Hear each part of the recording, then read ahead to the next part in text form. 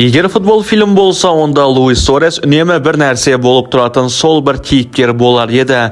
Бірде ол шедевр соғады, бірде қарсыластарын тісейді, бірде жеңістен кейін жылайды. Ешқашан жалықтырмайды. Ол ең жылдам емес, ең техникалы да емес, бірақ алаңда ол аш бөріде еді.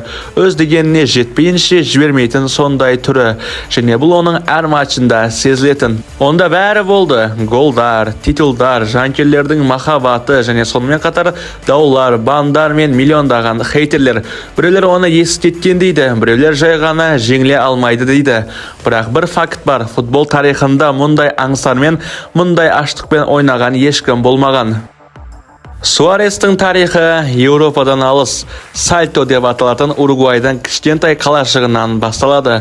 Аймағы қарапайым, шаңды көшелер, ескі үйлер және тәулік бойы жалаң аяқ топ қуған балалар. Суарес отбасының ақшасы шамалы болған ғана. Әкесі жұмысшы, ал анасы болса еден жуушы болған. Ал үйде болса 7 бала. 15 жасында ол командадан шығып қалмау үшін стадионда еден жуушы рөл атқарады. Одан кейін әрине оның сүйіктісі пайда болады. Бұл әрине София. Луис Суарес өзін дамытудан тоқтаған жоқ. 19 жасында ол националь үшін дебют жасайды және бұл оның Еуропаға билетіне айналады. Оны Гарингден скауттары байқайды және бірнеше айдан кейін Луис өмірінде алғаш рет ұшаққа отырады.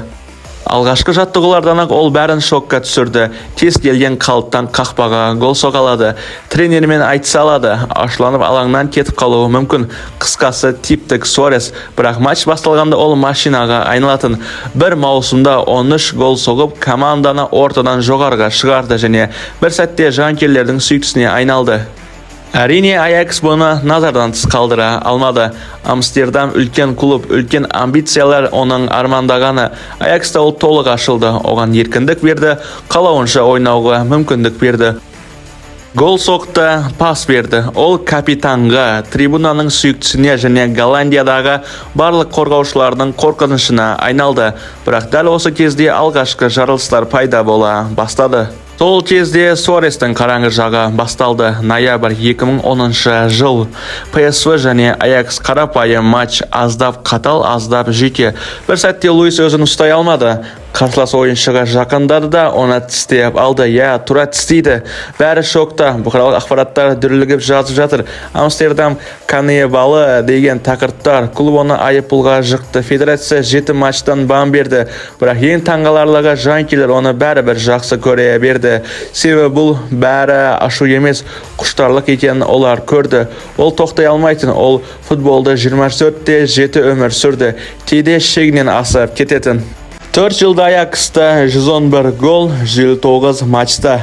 Осыдан кейін анық болды. Голландия оған тар. 2011 жылдың қысында Ливерпуль оны 26 миллион еуроға алады. Көпшілік үшін бұл ақылға қонбайтын ақша. Суарес үшін жаңа деңгейде билет. Суарес Англияға келгенде көп адам ойлайды. Тағы бір ыстық қандық, оңтүстіктен келген жігіт ойнайды да жоғалады. Мүлдем перспективасы жоқ деген еді. Суарес өзіне сенімді болды. Алғашқы 2 маусымда ол 30 гол соқты. Оның үстіне сол кездегі Ливерпуль мүлде топ клуб болмаған.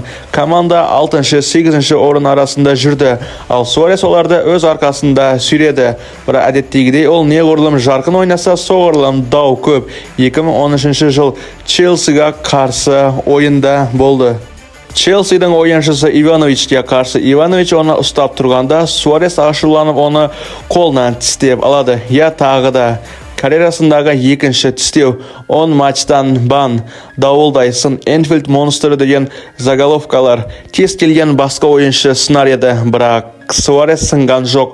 Ол оралып тоқтаусыз машинаға айналды. 2013-14 маусымда Суаресте бәрі таңғалатын. 31 гол, 33 матчта. Ойласаңыздаршы. Сол маусымдағы Ливерпуль ертегі еді. Джерард, Стерлинг, Стартинч бәрі Суарестің айналасында. Чемпиондыққа 2 қадам қалды және сол сәт Челсиға қарсы ойын. Джерард сүрінді. Демба гол соғады. Ливерпуль титулдан айырылады. Ал осы жерде Суарес болса не істейді? Суарес өзінің эмоциясына беріледі де жылайды. Маусымнан кейін ол бәрін алады. Жанкүйерлер махаббаты алтын бутса, мойындау деген не деген ойын. Бірақ тағдыр оған тағы бір бұрылыс дайындаған еді. Бірнеше айдан кейін Бразилиядағы әлем чемпионаты. Суарес үшін чемпионат өмірінің сәті, травмалып турнирге қатыса алмауы да мүмкін еді. Бірақ ол Суарес, оны есептен шығаруға болмайды. Ол қалпына келіп Англияға қарсы алаңға шығады. Және не істейді дейсіздер ме? Енді ол білген істейді. Көп ойлаған еді, Уругвай ұлттық құрамасы Англияға есе жібереді, оңбай жеңіледі деп. Суарес болса дубль соғады. Жақында оны скандалист деп атаған ағылшындардың өзіне. Келесі матч Италияға қарсы қатаң жүйкелі ойын. Суарес айып алаңында не істейді дейсіздер ме? Келинеді тістеп алады. Бұл енді жас балдардың тірлігі деп ойлаймын өзім. Эпизодта қарасаңыздар, эмоцияға беріліп кетті. Интернет қайта жарылды, каннибал оралды. FIFA оған ұлттық құрама үшін 9 ойынға бан береді. 4 ай футболдан толық шеттетілу және жаттығулар жасамайды. Көп адам ойлады, енді оны ешкім алмайды. Бірақ бұл жерде алатын клубта табылады.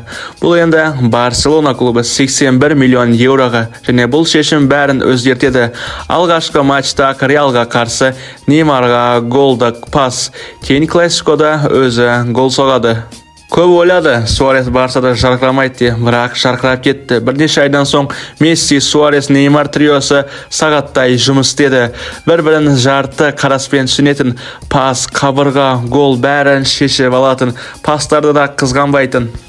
Видеоны осы жерде тоқтата тұрайын. Біздің арнамызда 95%-дан артық көрермендеріміз тіркелмей қарайды екен. Қазір енді видеоны тоқтатып, арнамызға тіркеліп, лайкты басып, колокольчик басуды ұмытпаңыздар және комментарияға жылы лебіздеріңізді жазып кетіңіздер. Біздің еңбегімізді бағалаңыздар. Тіркеліп, колокольчик басатын болсаңыздар, бізді біріншіден жоғалтып алмайсыздар. Екіншіден арнамызда видеоларды бірінші болып қарайтын боласыздар. Қазірдің өзінде менің айтқан өтінішімді жасап жіберейік. Суарес чемпиондар лигасында да керемет деңгей көрсетті. Манчестер Ситиге қарсы 2 гол. Пари Сен-Жерменге қарсы болса, Давид Луизді 2 рет итеріп өткен әйгілі голдар. Маусымның шешуші матчтарда басталып жатты. Чемпиондар лигасының финалы. Ювентусқа қарсы финал есеп 1-1 болған. Дәл Суарес Буфоннан серпілген допты итеріп голды салып кетті. Ол гол кілтеді. Соның арқасында Барса требл алды.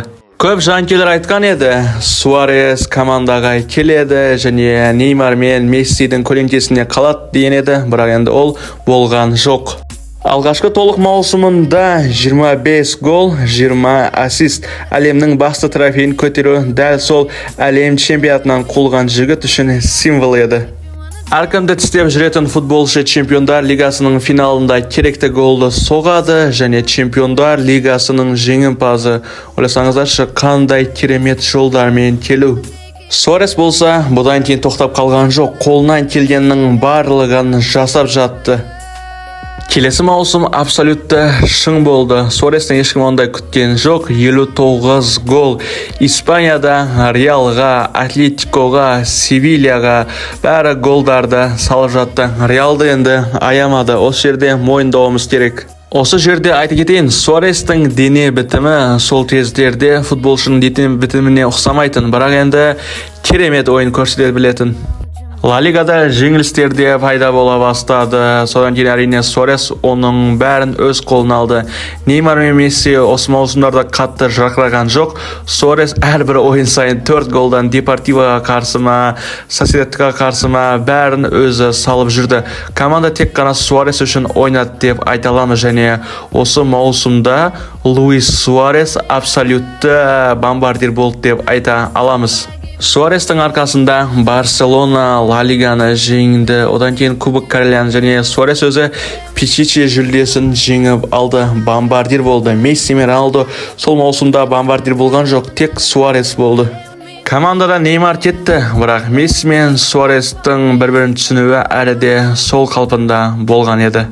Қиыншылықтар басталды. 2020 жыл Барселона өзгеруде. Суарес бұрынғыдай емес. Клубымен қоштасады. Суарес болса енді жас кездерін есіне алады, жылайды.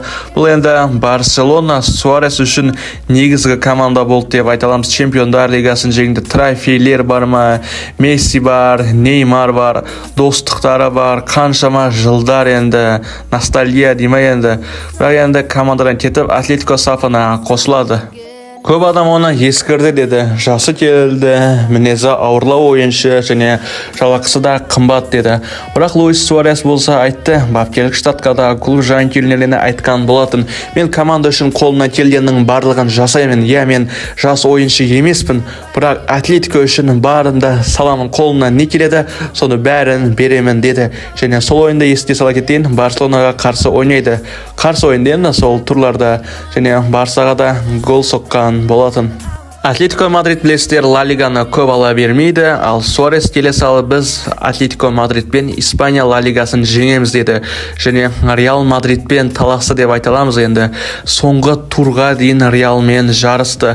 Вальядолидке қарсы ойын болды. Соңғы ойын шатаспасам 0-1 болған еді.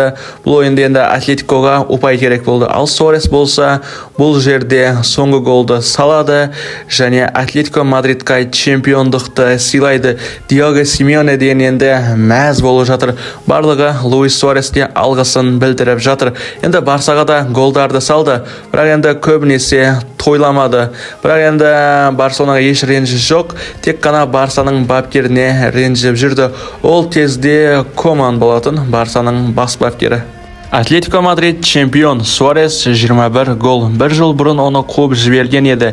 Енді ол титул әкелді. Атлетикодан кетті. Кейін ол Уругвайға, Национальға оралды. 8 гол, чемпиондық және әр стадионда қошемет.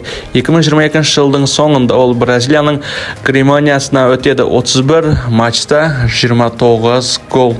Осы уақыттарда Суаресті көбінесе аяғы мазалап жүрді, тізесі, жарақаттары мазалап жүрді. Осы уақыттарда көп айтқан еді, аңызды деп айтты. Енді аңызды Луис Суарес мансабын аяқтайды деген ақпараттар көп таралды. Бірақ Луис Суарес енді обезболивающийді ұрып алып жүре берді. Суарестің адам тістеуі қалды енді. Соңғы рет сол Ливерпульде тістеген шығар. Барселонаға келіп, мен Луис Суарестің адам тістегенін көрмеппін. Уругвайда да енді ойнады. Жалпы Луис Суарес деген енді аңызды ойыншылар қатарына қоса аламын. Әлемнің үздік ойыншыларының бірі Лионель Месси оны өз қасына шақырады, кел менімен бірге ойна деп. Негізінде естеріңізде болса, бұрын естіген шығарсыздар, Барселонада MSN үшеуі де Интер Майамиде ойнаймыз деп келіскен болатын. Мессидің қасында қазір енді керемет ойнап жүр, қазірдің өзінде ойнап жатыр. Пас береді, 20 минут, 15 минут ойнайтын болса да. 2024 жылы Луис Суарес Уругвай ұлттық құрамасындағы мансабын аяқтайды. 140 ойынға қатысады және 69 голды салады. Бұл да енді Уругвай тарихындағы бомбардир. Луис Суарестің мансабы көше баласынан аңызға дейінгі жол. Ол дәлелдеді, құштарлық, табандылық және ойынға деген махаббат кез келген кедергіні жеңеді. Ал жанкүйерлердің махаббаты соңғы свистоктан кейін де өмір сүре береді. Луис Суарес аңызды ойыншы. Ливерпульде жақсы ойнады, Барселонада да жарқырады. Луис Суарес үшін енді осы жерде бір лайктарыңызды басып қойыңыздар. Бүгінгі видеомыз осы. Арнамызға жазылып, лайкты басып, колокольчик басуды ұмытпаңыздар және комментарияда қалдырып кетіңіздер.